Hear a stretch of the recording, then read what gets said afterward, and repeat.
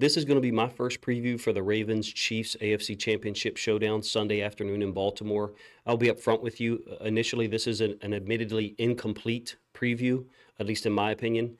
Although it is something that I have focused on for the last 2 or 3 days in terms of study, I don't think it's appropriate to present all of my thoughts in one video. So I'm going to focus on how the Chiefs use certain players to attack defenses in a high percentage way.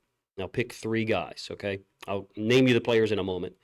Some of you can probably guess who they are already, but look, Andy Reid and Patrick Mahomes have created, adapted, changed, modified this offense into a very versatile entity where multiple guys attack efficiently. And I'm going to use that word efficiently often in this video because I think it's important that the Ravens make the Chiefs be less efficient in terms of catch percentage by certain guys, and also make Mahomes less efficient by forcing him to go to his second or third read on pass plays and limiting the playbook calls for Andy Reid, which essentially means slow or stop the run game and make them one-dimensional, which sounds very similar to most of the previews that I've done this season.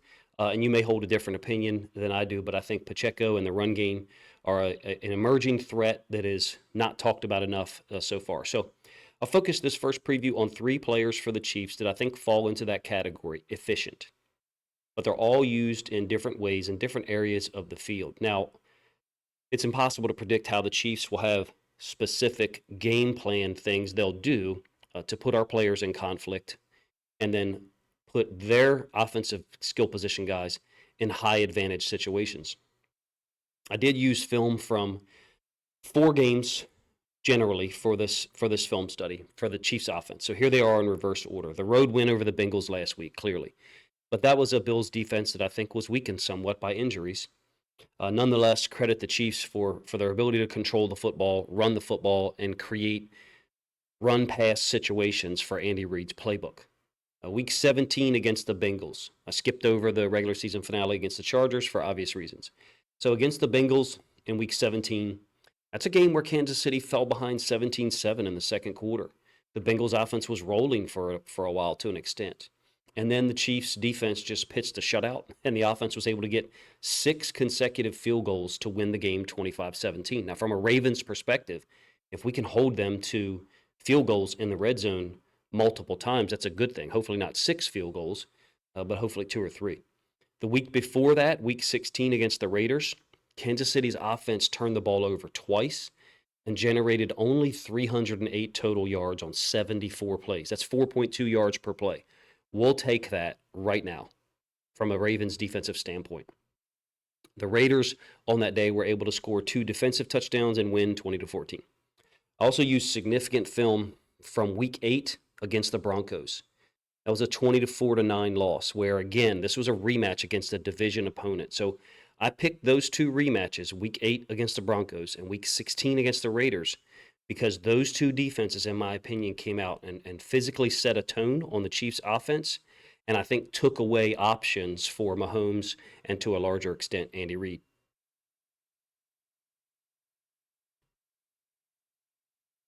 I do have significant film of their 21-20 loss to the Lions in Week 1, but I'm not necessarily going to show any of it here. It's my opinion that Mahomes and Reid have adapted during their 4-game winning streak. Because to me, the run game has been a significant factor in wins over the Bengals, Chargers in the regular season finale, Dolphins in the wild card game, and then the Bills last week. It goes without saying they've generated more rushing yards during that time period than any other 4-game stretch during the season, to my knowledge. 548 rushing yards in those 4 games, good for 137 per contest. A big part of that usage is a reliance on Isaiah Pacheco.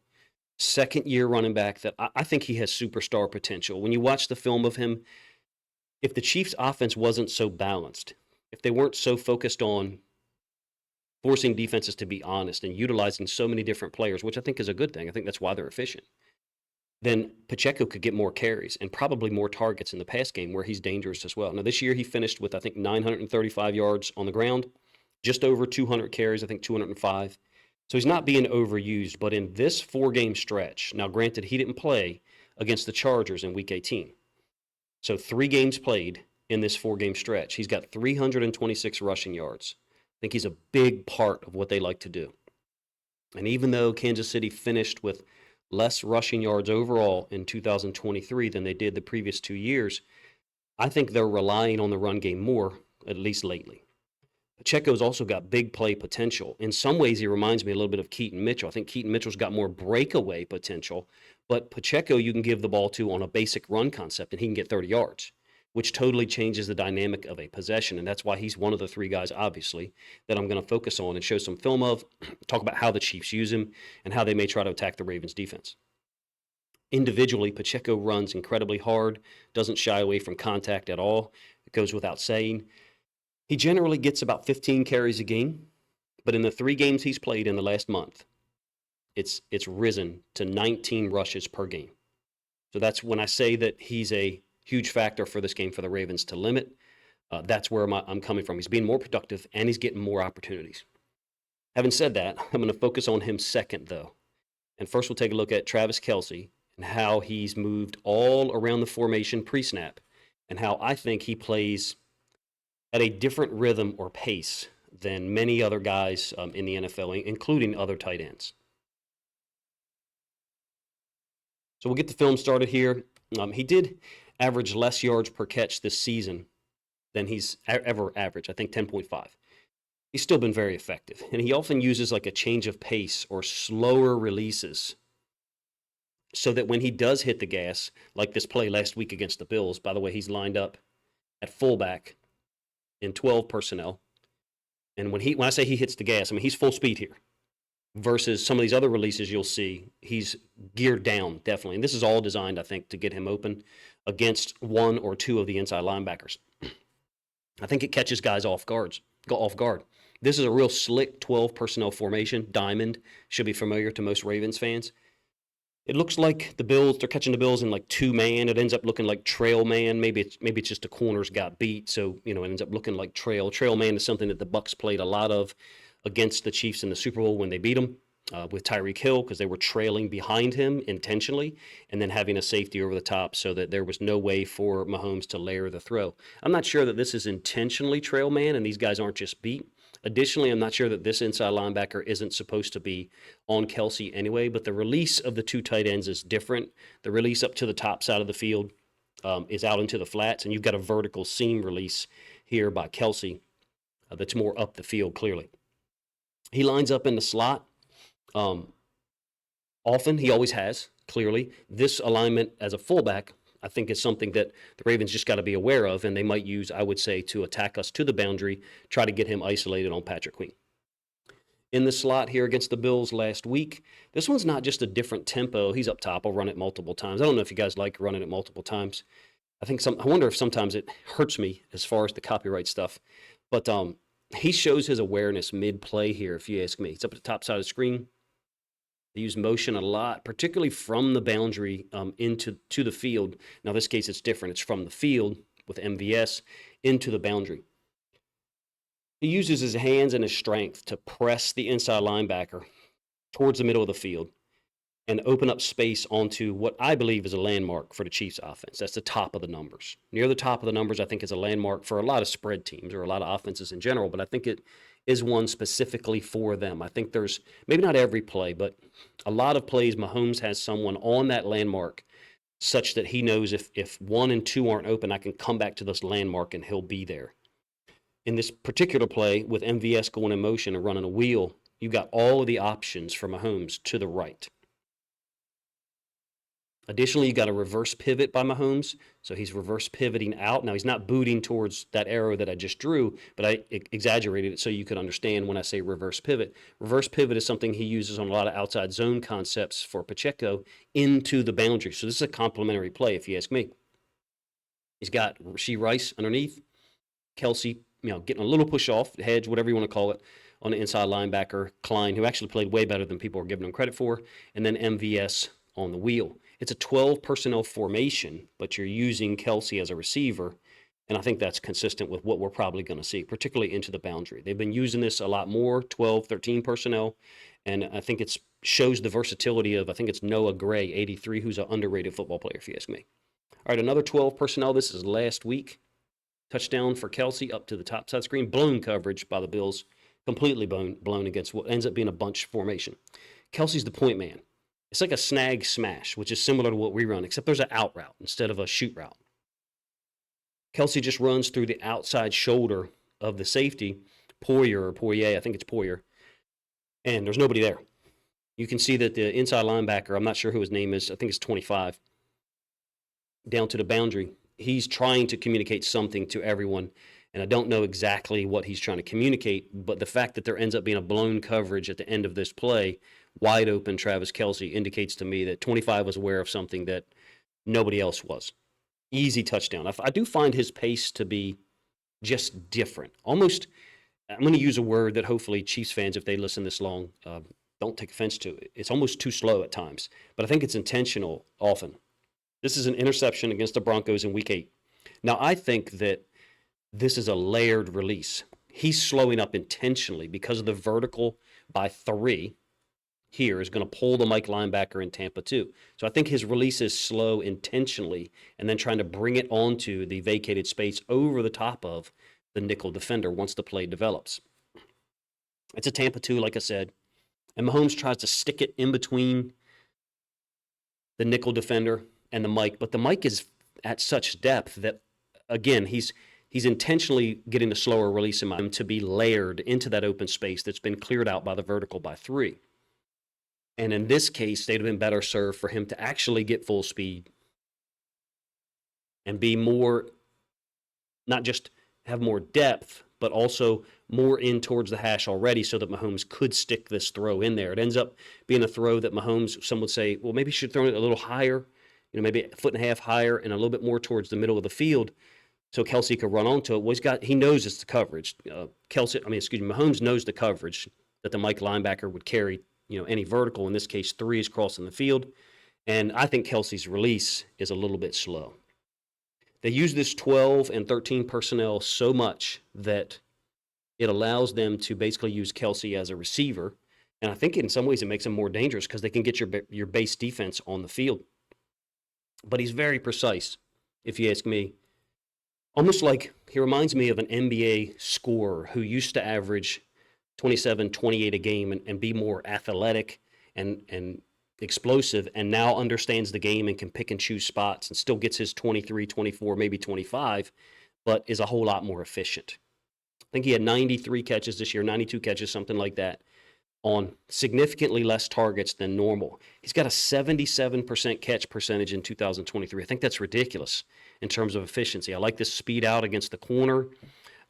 Additionally, there's a route from the inside that's kind of holding the corner in what looks like a 2 to this side by the Broncos. And it gives Mahomes space enough for Kelce to run onto the speed out. So I'm talking about this route here versus the speed out by Kelce that's a little bit deeper than what I just drew up there.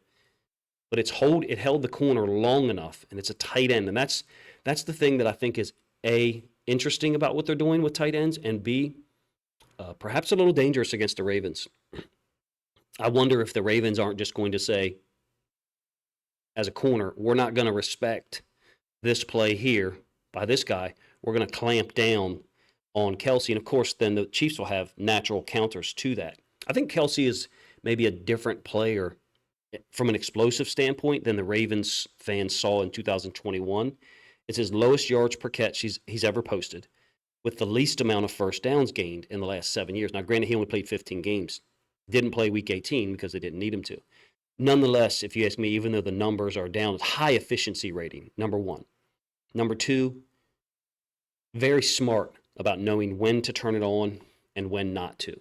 And his usage, I don't find to be it's varied, but I don't find it necessarily to be predictable, to be honest with you.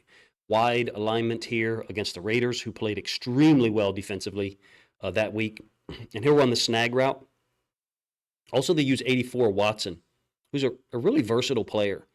I watch him sometimes, and some of his usage is similar to a tight end, like on this play in here. It's a one-man screen to Pacheco that's a part of the read, though. It's not a design screen like, hey, Patrick, you have to throw this screen. You've got other routes developing. Kelce, in fact, I think is open here. But this is a part of the progression, is the screen to Pacheco behind a receiver really trying to thwart some of these split field coverage defenses. And I think that's why we're seeing this concept used a whole lot more often, is because corners and safeties they have to get off, or the rules are they have to get off with either one or two, and then this one-man screen gets the ball out into the running back in the flats with a lead blocker. Now, look, the Raiders were extremely physical that week and aggressive, and they tackled really well. I thought their defense took the initiative away from the Chiefs early, and I think that's what the Ravens have got to do. Take the initiative away, meaning don't let them have too many 2nd and 4, 2nd and 5s, where the whole playbook is open for Andy Reid. Kind of dictate to them that on 2nd down, it's going to be 2nd and 8. That's going to be tough to do because of Pacheco. I think he's a super talented guy. All right, so getting back to Kelce, they do like to isolate him. In this case, they isolate him from a slot position. This is against man on a 3rd and 15. Look, Kelce's given space here in the middle of the field because of the complementary routes. Now, there's a penalty on the corner on the bottom side of the screen. You clearly saw it. He jumped off sides. Kelce can be relied on in these situations, and the Chiefs rely on him. And I think Mahomes, pretty much once he recognizes coverage, has the ability to switch the play and find space for Kelce. They've got the most history together. He's the most reliable guy in terms of quick communication, can get Kelce to a spot based on the coverage that Mahomes thinks he's going to get. And that's where the Ravens' unpredictability might need to be on its highest voltage for the whole season, because Mahomes and Reid and all of their offensive staff will have him prepared clearly, but we've got to give him looks that look like one thing pre-snap, look like another thing 0.5 seconds after the snap, and then are actually a third thing 1.2 seconds after the snap. Not exactly sure how we accomplish that. I'm not that smart.